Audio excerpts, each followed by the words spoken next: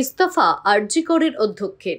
শুক্রবার গভীর রাতে আরজি করে পিজি ছাত্রীর ধর্ষণ ও খুনের ঘটনায় এবার নিজের পদ থেকে সরে দাঁড়ালেন অধ্যক্ষ সন্দীপ ঘোষ। সোমবার সকালে সাংবাদিকদের মুখোমুখি হয়ে তিনি জানান, কোনো কেউ বাধ্য করেনি, তিনি স্বেচ্ছায় পদত্যাগ করছেন। কি বলেছেন তিনি শোনাবো।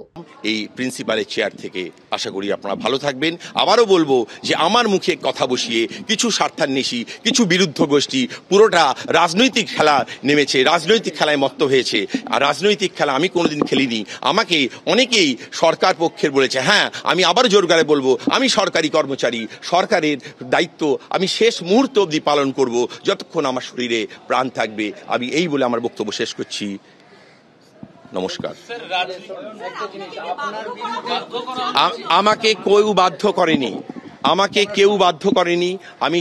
আমাকে বাধ্য করেছে আমাদের আরজি করের ছাত্রছাত্রীদের আবেগ, আমাকে বাধ্য করেছে রাজ্যবাসীর সোশ্যাল মিডিয়ার বিভিন্ন পোস্ট। আমাকে কোনো সরকারি কর্মচারী, কোনো মন্ত্রী আমাকে ফোন করেননি বা আমাকে বাধ্য করেন রেজিগনেশন দিতে। আমি স্বেচ্ছায় রেজিগনেশন দিচ্ছি।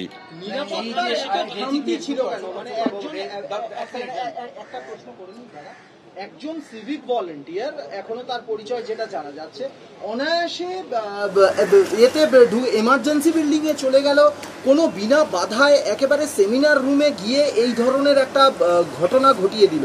নিরাপত্তার এত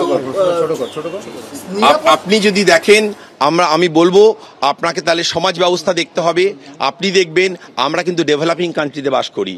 আপনাকে দেখতে হবে আমরা কিন্তু রাশিয়া, লন্ডন বা ইউকেতে বসে নেই, যেখানে আপনি বলছেন সিল ডোর, কনফিডেন্সিয়াল ডোর নেই। কিন্তু সারা ভারতবর্ষময় কিন্তু এইভাবেই পরিষেবা দিতে হয় ডাক্তারদের, যার জন্য আপনারা দেখে থাকবেন ডাক্তাররা হামেশাই মার খায়, রাস্তায় জুতো পেটা করতে করতে ডাক্তারদের অপমানিত হতে হয়, পুরো ডাক্তার সমাজকে অপমানিত হতে হয়। আমি সেই ডাক্তারদের হয়েই আজকে রেজিগনেশন দিলাম, কারণ অপমানিত আর হতে পারছি না, লাঞ্ছনা আর।